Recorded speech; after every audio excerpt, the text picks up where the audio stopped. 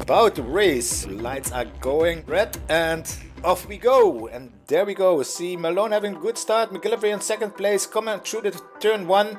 Yeah, no pressure from Malone. Real safe through this corner. I think for everybody, to be honest. There's already a little gap created by McGillivray.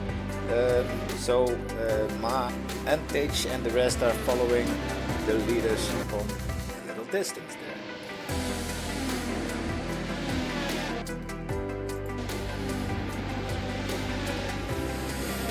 And as we follow Antage here, he's in a real big close pack with yeah, well, Ma is in front, Beltmans is behind him, then we have Fabio Gall, and even Eend is also hanging in there, I believe. No, Eend is a little further back at the moment. Okay, but this is a real close fight here, because yeah, Antage trying to make a move on Ma. I think this is the second try. It's side by side. Ma on the inside. Antage wants to let it stick at the outside, and he does, but yeah, they have the same speed coming out of the corner, and then Beltmans is joining this party, and yeah, now Antage is side by side by Beltmans and got overtaken by him. Well done by Beltmans, and unfortunate for Antage, who is immediately under pressure from the car behind. That's Fabio, and also now Eend, and the rest is also getting closer. For 13th position, Georgiades is coming close to Godfrey and is trying to make a move here in turn 3, going for the inside. He has to leave space on the outside, does that perfectly well, and yeah, let's take a look at Godfrey's car here. Maybe he can hang in there. No DRS is enabled yet, so this is simply about pure pace. And at the same time, a lot of fights going on here. We are on board with Yit. Still in lap 2, and I just was telling you about no DRS yet, but that doesn't matter to Yit. He is making a move anyway on Dustin here on the inside, having great straight line speed again, as we used by Yit. And there something really wrong. Something really went wrong. Still almost 4 cars inside one corner. We're gonna take a look at what happened at the incident there, but let's stay a little bit more at this view. Oh, in a moment there for Morali, I think there was contact. Oh, and he is always fighting till the limits and doesn't want to give away this position. Alright, going into lap 3.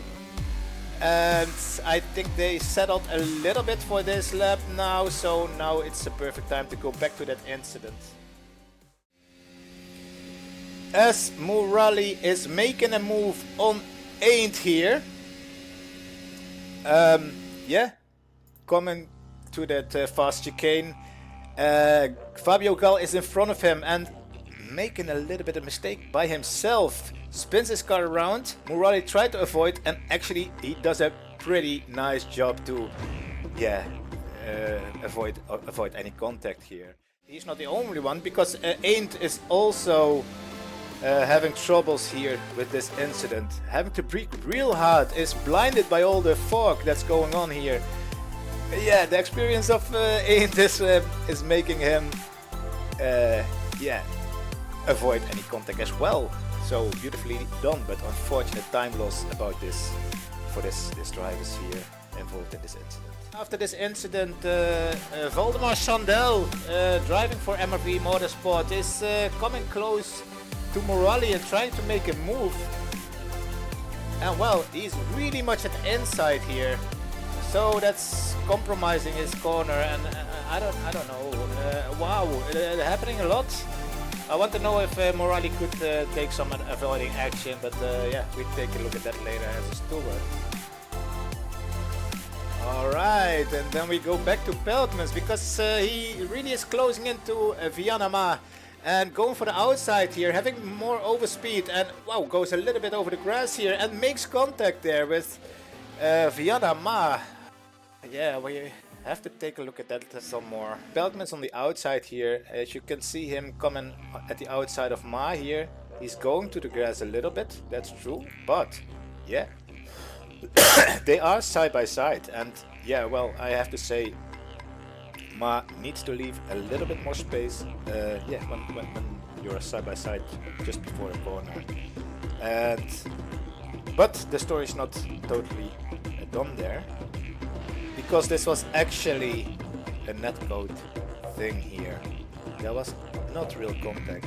As you can see it here on my replay, it is, but I have some proof from Connor that they actually didn't make contact. We are in lap 5 on board with Sandel. He is chasing Yit, and Yit is chasing Morali on his turn, but Yit making an overtake on the straights really early actually.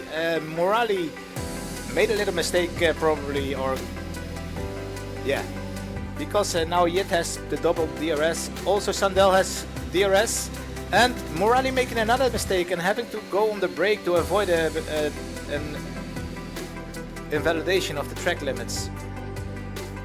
Alright, so Sandel can overtake Morali. Morali wants to go for the switchback immediately, but doesn't leave room at the outside and clashes into Sandel. Oh, that's gonna be a penalty.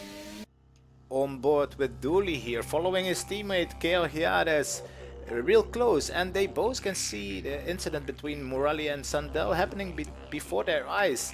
And it's actually a miracle that they can avoid contact with both drivers involving in the incident. Well done. Alright. We continue with Dooley because he's really close to his teammates. It's nice to see that they drive closely together. Beautiful livery. I really love this livery. And they stand out when you see them drive together. But let's get back to racing, because Georgiades has DRS, double DRS. So, are they fighting actually, or maybe they have like a strategy, a team strategy within themselves? I think they have. As we are in lap 6 still, we see Connor Peltmans wielding in McGillivray, his Canadian friend, of course. They go into turn 1 here. Connor having DRS, going for the outside here, makes a beautiful move without invalidating any track limits. Oh, a little bit of a moment on the exit there, and yeah, I think Connor doesn't understand that he has a double DRS here, because he didn't open the second DRS zone.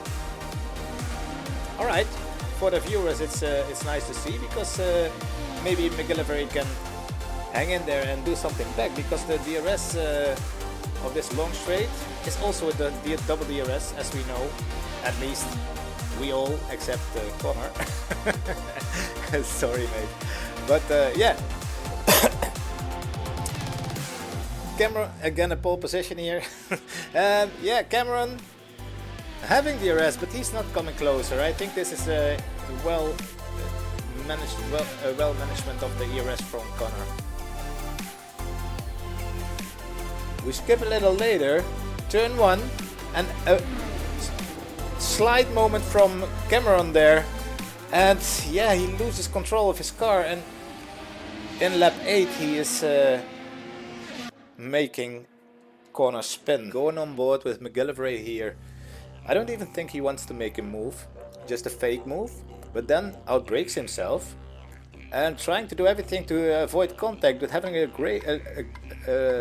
big oversteer moment, makes contact, and another oversteer moment. It's not an oversteer moment, only even 3 oversteer moments, well corrected, but yeah, at the same time you're taking out Connor here.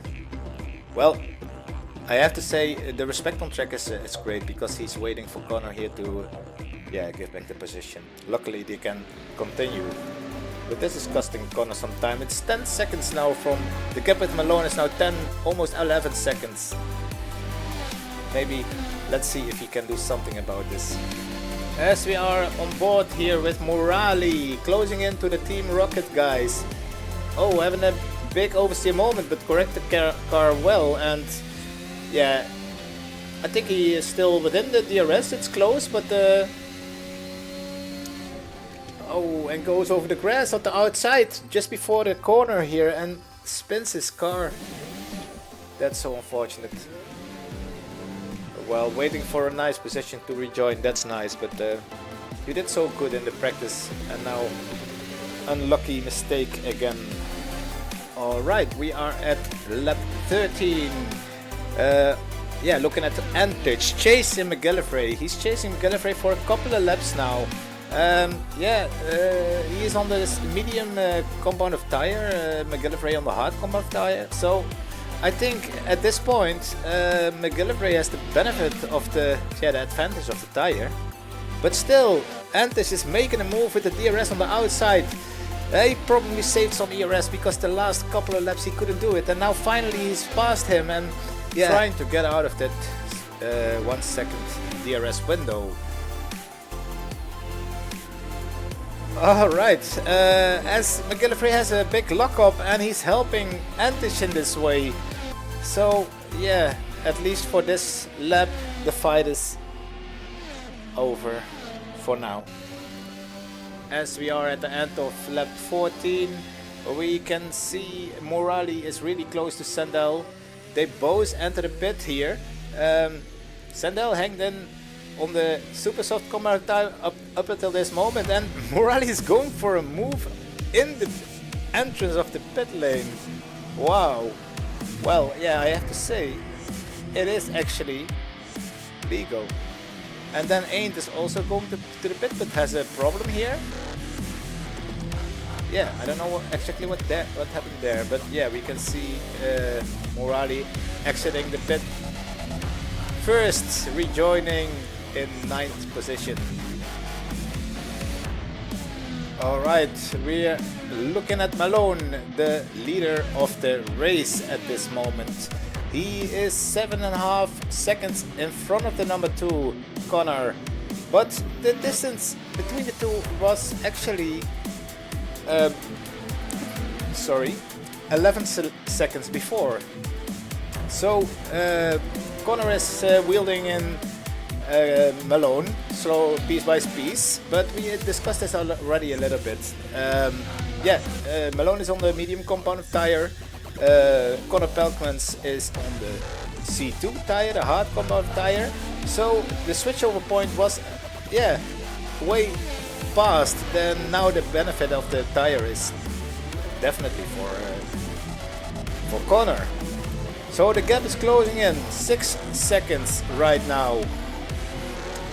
Lap 16, I think this is the lap that Malone will enter the pit at the end of this lap, trying to keep the gap as big as possible, and hoping that in the next stint he will have the benefit of the softer tire. But yeah, as we are at the same point in the race, it was also possible for Connor to go on the same compound of tire for the last stint, for the C4 tire. So Malone was having some stress about all of this. The gap at the end of lap 16, only 5 seconds now. Let's get on board with Connor. He's overtaking Malone when he's in the pit right now, taking first place. But of course, he has to pit himself as well. Malone rejoining from the pits at 4th position behind McGillivray at this moment in time. So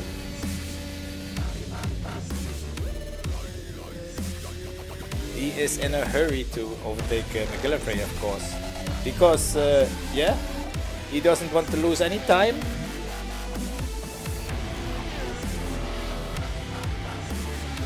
He is within the DRS window. He fought his way in the DRS window and now can come closer to Cameron. And we're gonna see the pole position again. Goddamn bad camera. Sorry guys. Sometimes there's just not a better one. Alright, second DRS zone, coming close. He's not real close, but he's making a move. He is really in a hurry. Real nice late dive bomb. I think this is a great overtake. We have to take another look at this from the inside view of Malone. Yes, he's real late, but he doesn't yeah, he's making the corner, so perfectly done. Great move. Race in lap 17, and now Connor is entering the pit here. All right. This is all right. Now I know what happened.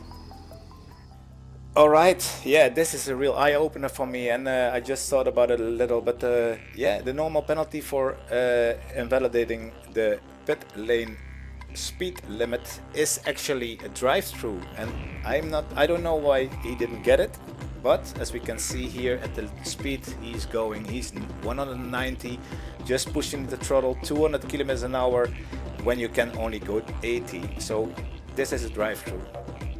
And yeah, it's after the race, so I have to convert this into a time penalty.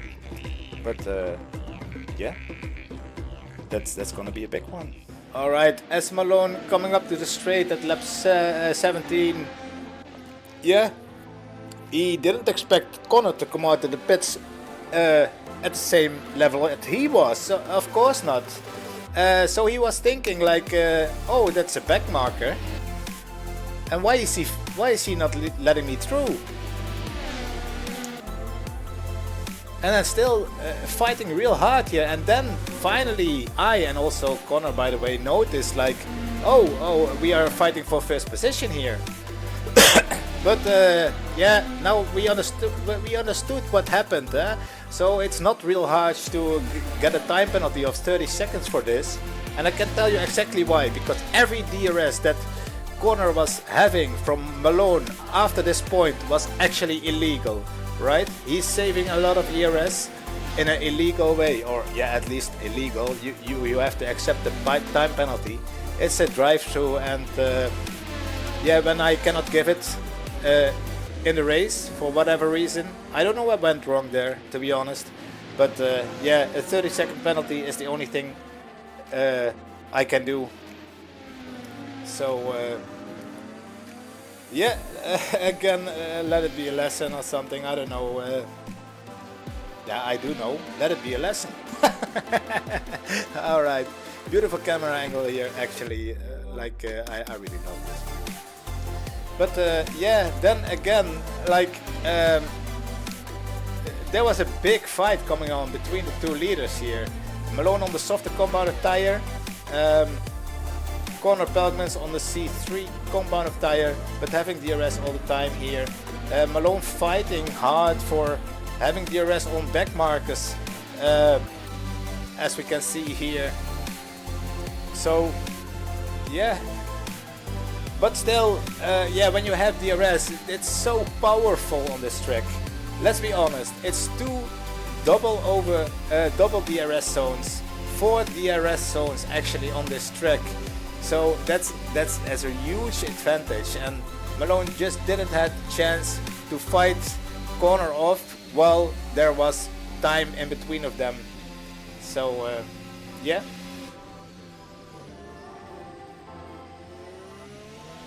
Yeah. I have to say, as the fight is real nice, this is really disappointing.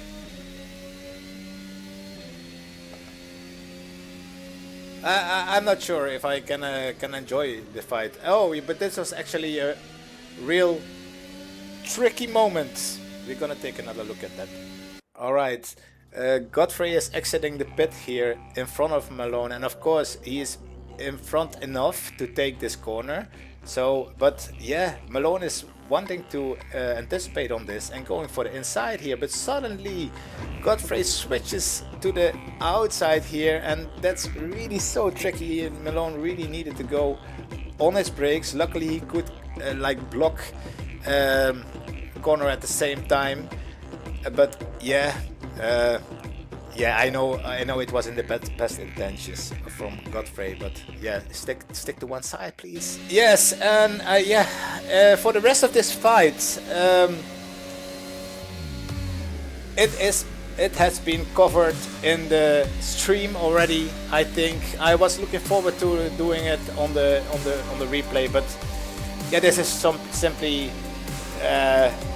yeah, it's not nice anymore for me to show after what happened. And there were little moments, and I can say it like this: at this moment, when Connor wouldn't have illegally gained some time in the pit lane, then they were not close, and Malone would also not have this penalty. It's just it totally screwed up the race. But let me be very clear: in the basics, it was screwed up by real penalty, because the drive-through penalty should be automatic. So I'm not blaming this on Connor, but yeah, you should have known that it was not legal to do it, and you were not like missing the braking point for a split second or something. No, you were just pushing the throttle until, yeah, you got automatic pit lane speed or whatever. And yeah, well, I don't want to see this again. Nevertheless, this was a great fight on track, and yeah, well, it went well until Malone made some mistakes by himself. Yeah, invalidating track limits, and he had to like yeah, avoid a penalty and braking for avoiding a penalty. At the same time, Connor had 8 second of penalties. Malone was not aware about this.